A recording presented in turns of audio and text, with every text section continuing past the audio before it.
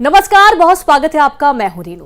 नमस्कार, आपके साथ मैं हूं अंशिका पाठक। सुपरफास्ट खबरों पर नजर डालेंगे, लेकिन उससे पहले आपको सीधे ले चलते हैं कोशाभाऊ ठाकरे कन्वेंशन सेंटर में, जहां मोहन यादव का संबोधन चल रहा है। इन व्यवस्थाओं के आधार पर कितने प्रकार से काम कर दी।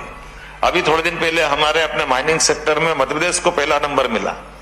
क्यों? क्योंकि हमने एक नीलाम किए अपने खदानों के भूखंड इतनी पारदर्शिता से कि ये सुशासन पहले क्यों नहीं आ सकता था। ये नीतियां आपके नीति आयोग के माध्यम से हमने बनाई। मुझे धन्यवाद देना पड़ेगा कि आपने जो बताया हम लगातार करते जा रहे हैं। जो जो कर सकते हैं उसी प्रकार से करें। इन नीतियों का क्रियान्वयन ठीक से करना, सरकार के बीच में बार बार ये संवाद चलाना, लगातार इसमें इन्वॉल्व रहना, हमारे माध्यम से, आपके माध्यम से जो हमने ऐसे ऐसे सेक्टर किस किस सेक्टर में बढ़ सकते हैं उसकी बात करना। अन्यथा सरकार को कहां फुर्सत है इन सारी बातों को करने की।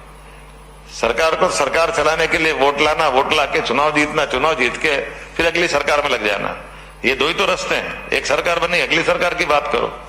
लेकिन बनी हुई सरकार को, शासन को सुशासन में बदलना, जवाबदेही के साथ करना, और ये हमारे आपके नहीं, हमारे यहाँ अतीत से परंपरा थी। सम्राट विक्रमादित्य और 32 पुतली वाला सिंहासन, विक्रमादित्य का सुशासन राम राज्य की याद दिलाता था।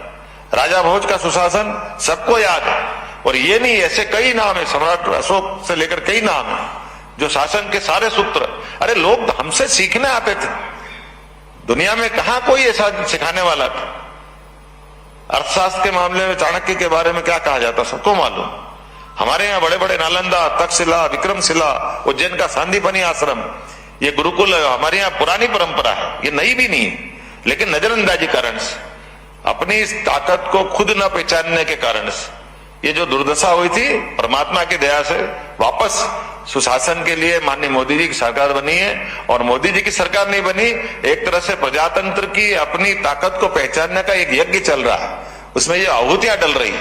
इन आहुतियों के माध्यम से हमको उसकी सुगंध भी आ रही है और उसकी ताकत भी हम जानते हैं। निश्चित रूप से हम सफल होंगे। बहुत बहुत धन्यवाद। भारत माता की।